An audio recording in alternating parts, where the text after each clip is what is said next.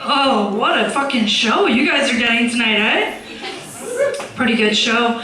There's a lot of talk about death, so I thought I'd start this out right. Okay.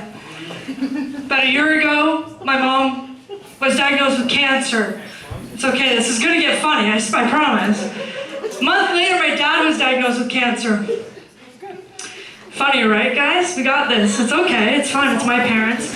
Anyways, they're divorced. They come from a broken family. They hate each other. Hate each other. I'll give you an example. I was 10 years old, and my dad was fixing my mom's car, you know, on a time when they were getting along, and he set himself on fire because he's an alcoholic, and sometimes that happens. And I ran inside at a 10-year-old freaking out, going, Mom, Dad's on fire. And my mom was like, just throw a snowball at him. Like, everything will be fine. Yeah, that's how much my mom dislikes my dad. I just have to put that out there for the rest of the joke here. So anyways, I called my mom to tell her about my dad having cancer. So I called her up and I was like, Mom, you'll never guess what? Like, Dad was diagnosed with cancer as well. And my mom said, that fucker better not outlive me. That's what she said. She didn't say, I'm sorry to hear that. Nothing. She's just like complete competitive, right? Like, I'm gonna outlive him, I don't give a shit. What kind of cancer does he have? I'm like, prostate. She's, oh, they can live forever. We'll be fine, you know? Everything's good. Don't worry about it, honey. Everything is fine. Flash forward about 6 months, my dad's dying now. Okay? And it's okay, guys. It's my dad. This happened about a year ago. It's okay. So I'm in the hospital room. My dad doesn't remember anyone, anything, nothing. And he's asking for a beer. He's like, oh, like, get me a beer. My sister's like, Dad, we can't get you a beer. And he says, fuck you, Thelma, which is my mom, right? So, and then he died. I know, right? Like, I had to call my mom and, like, you know, give her the news. So I call up my mom and I'm like, Mom, Dad died. And he said, fuck you, he got the last word, you lose. Can't fight a dead man. True story. I had a son when I was in high school. Hold the applause. I know I was 10 years too late to be on MTV and make a lot of money, but it happened. People are always like, well, there's two things people are always like. One is like, you have a fucking kid. The second one is, like, did you ever get harassed in high school for being pregnant? And the truth is, no, I didn't, because they thought I was getting fat, right? So they were like, there's no way any man would sleep with this one. She's just eating her feelings. So I come from a town of 4,500 people. Our pastimes are Friday night hockey games and getting pregnant, and they thought I was getting fat. That's how they did, yeah, that's how that went, right? I know a lot of people look at me and they're just like, but aren't you, like, how did you, I don't get how you have a kid, right? And there's two options, and I'm gonna let you guys decide. Okay, so one is God. Yeah, so like Mary, you know, and he just impregnated, you know, that, which makes sense because the dad that I know is just like God. He only shows up during special events, religious holidays, you know, and they always tell you that when you really need him, you know, you just ask and he's gonna be there for you. So the one time when I was on my knees in front of a toilet, praying that he'd show up, and he didn't, so I woke up the next morning in a pile of laundry and wished that he didn't hear anything I said because I don't want to follow through on any of the things I said I would, right? Lots of religious people, I see. And the second one is, I spent a little bit longer than 7 minutes in a closet with a Cher fan. You guys make up your own mind on which one that is. But yeah, so my son has 2 gay parents, just to fill you guys in if you didn't get that. Most people don't, I don't know. But he does, so I get a lot of questions like, is your son gay? right? Because 2 gay parents equals a gay son. Obviously, because my parents are both straight and bam. 2 gay kids in their family. So I don't know how that works, but I'm like, you know what? Actually, thank you for bringing it up because we recently had a really special thing happen in our family where my son, he's almost 17 now, and he came out to me, you know? And he was like, Mom, I just need to tell you something. Like, I like women. Yeah. I'm like, get the fuck out. Right? Because we don't need that heteronormative bullshit in our family. Right? Like at the dinner table, bringing your girl over, what's grandma gonna think? Right? We don't need that. Fuck grandma, what's Ellen DeGeneres gonna think? That's really, you know, our queen. We don't want to upset her, right? But it's true. I really like being a young mom. A young mom is nice. I get to, you know, understand my son a little bit better. I also get to mess with him really, really well. So I bought him a porn magazine once. I know you're asking, why would you do that if you have the internet and stuff like that? The truth is, I just want him to learn what it was like to be, you know, my age, you know, boys from my decade, where they had to learn how to, like, position the magazine so they can do their stuff and still have the magazine open to the right page. You know, like if it was on the internet now, it'd be like the life hack, you know? You'd figure it out, like, you know, those clips for the potato chip bags, you know, to keep them, just clip that. That would be the life hack for it. But then I thought about it as a kid, that's kind of cool and stuff, like I'm an awesome mom. But like, he's gonna go to school and be like, look at this relic my mom gave me, this antique. Check this out, and then I get like phone calls from school, and I don't like phone calls from school. Because it makes me feel like a bad mom. That's what we all think. So I decided that I would embarrass him enough where he'll never talk about it. So I was like, I'm gonna put mom notes in the porn mag. Right? So I was like, you know, he'd open up and it'd be Veronica and her boobs would be hanging out. You know, take note, because you might be able to. And you just like slap a post-it note on there that's like, don't forget to turn out the lights. I thought maybe he'd, you know, put those 2 together. I don't know. You get to the middle one where you have like Susanna and her legs are spread, and you just like pop a note on there that's like, don't forget to feed the cat. Cat needs to eat, so. Then you get to the very end of it, and you always save the best for last, right? Like, that's how it happens. So you get to, like, the ménage à trois.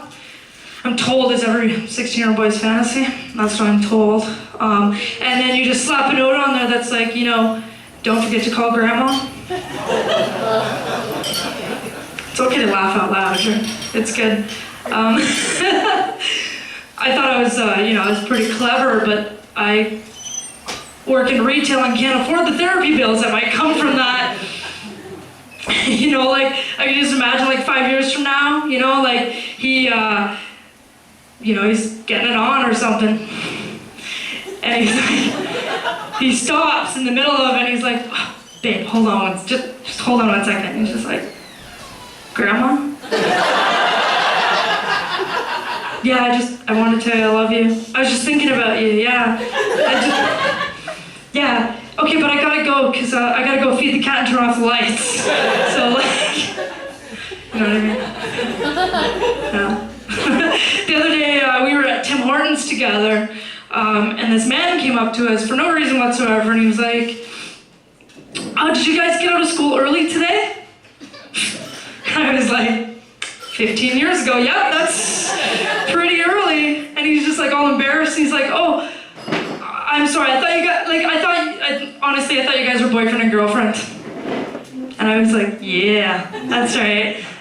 You know? And we walked outside and I looked at my son and his face was just like, and I was like, it's okay, like, I'm like Stacy's mom, I got it going on.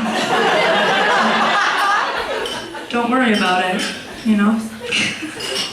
And he's like, no, Mom, that's not it. Like, that's fine, whatever. But like, what I don't understand is why we weren't mistaken for boyfriend and boyfriend. And that's fine. Point for son. I'll get him back. It's okay. Oh man. But yeah, like, Being a mom is pretty cool. I started to realize the older he gets, the larger my dating gap has to be from his age. Yeah, because I date pretty young. I don't mean to date young, it just happens. Like, I don't mean to. I've been pretty introspective lately, wondering why I do the things that I do, and I've come up with a conclusion on why I date younger. It's like, it's an insurance policy. Because if I dated older, the older I got, the older these people would get, and eventually I'd be picking my date up from the nursing home, right? And I don't want to treat my girlfriend like a library book where I have to check her out. Yeah, I don't want to pay those overdue fees, right? If our movie goes late, no thank you. The other reason is I'm always really embarrassed or kind of scared to, when I'm going down on a girl to accidentally mistake her nipple for a clit. Right? You're just down there and you're like, how do you like this? You feeling it? And then she's like, hold on 1 second. Try again. Try again.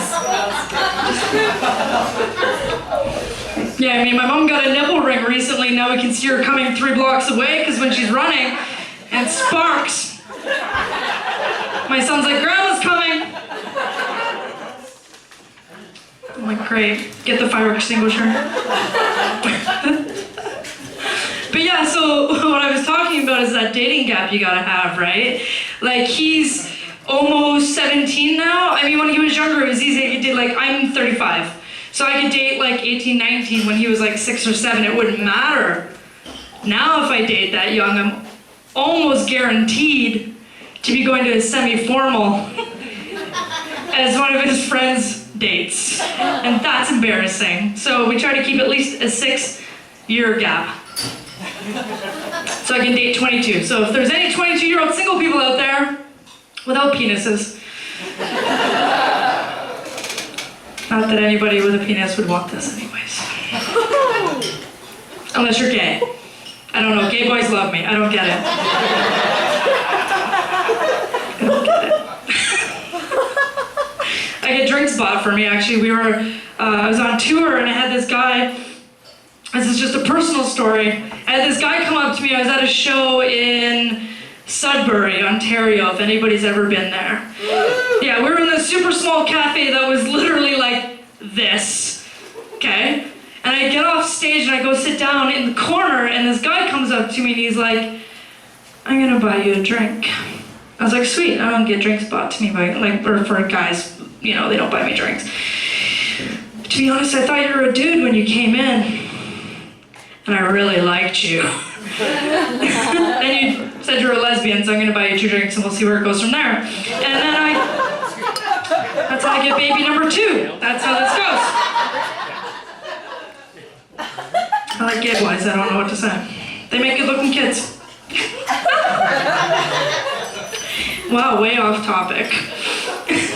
Anybody here watch documentaries? Yes. Half of you are lying because I was not loud enough. Half of you are lying or half of you are stupid, so whatever side you want to sit on, it's fine with me. It's really funny because I'm single. Well, it's not funny that I'm single, but I'm single and I use documentaries as a way to escape my singlehood until I watched one recently called Teeth. Anybody ever heard of it? Okay, so Teeth is this, okay, people say it's a movie, but I don't believe it. I think it's a documentary. I want to stay safe. I'm gonna, err on the side of caution on this one. But anyways, it's about this woman who has teeth in her nether regions. A lot of you do not look frightened enough. I'm just saying.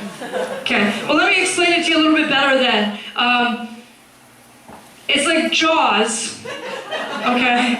If Jaws was a giant pussy. That's basically what it is. Except for Jaws is less dangerous. Because Jaws, when it attacks, has music. It's like, durr, durr. This clams up. You have no idea it's coming. Right? Which makes first dates really scary, so I decided that this is what I was gonna do. You're gonna take them, you're gonna go on your first date, and you're gonna take them somewhere really, really cold. And you're just gonna wait. And if you hear 3 sets of teeth chattering, get out. Get out. Because that's a hot dog eating contest you do not want to be at. Everybody in here with a penis, you're welcome. You can thank me after the show. You're welcome, sir. I used to identify lesbians by the plaid they wear, and I just wait for the missing digits. I just look at that, and I'm just like, I'm not running in that circle, which is super, super difficult in Edmonton.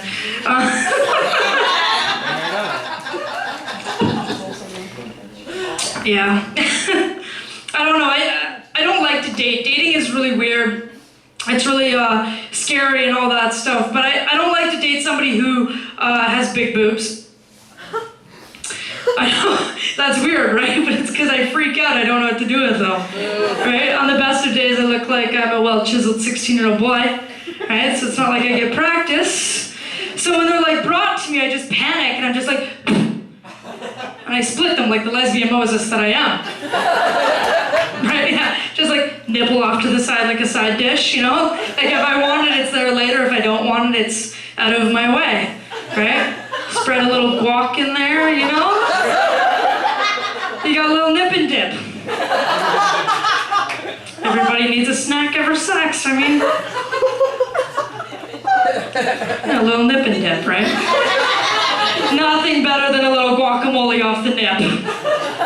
And hopefully it's up here and not down here. And that's just to be a nip and clit. I don't know. Yeah. I'm on White Ave, and every time I'm on White Ave, I always remember a time. Most girls get catcalled. Who in here gets catcalled? Anybody get catcalled? Every time I say this, nobody actually responds well. But yet it's like this epidemic that everybody talks about. I don't get catcalled because like from a good 100 feet, I reside under the umbrella of white male privilege. And people leave me alone. Basically, that's how it goes. But what I do get is like dyke called. Yeah, like if you walk down the street, yeah, we know, anybody who's gay understands this. There will be people that pop out of like alleyways that you didn't even know were there, just to be like, dyke? And you're like, hey, what's up, how are you doing? Right, because it's not an insult to call me what I am, right? Like I get it, it's like me going, you're an asshole. Yeah, we already know that, right? Like insult me with something, like try your best, give me your best shot. Call me a dick sucker. Because I don't suck dick. Okay, hold on 1 second. Let's back up, because I don't want to be a liar on stage. That's wrong. I don't suck dick unless it's detachable and dishwasher friendly. Then I might give it up. But like before I leave the stage, I'm going to give you one tip though. One tip, here it is. Rinse it off before you use it, because nobody wants to blow those bubbles. I've been Nadine Hunt. Thank you so much.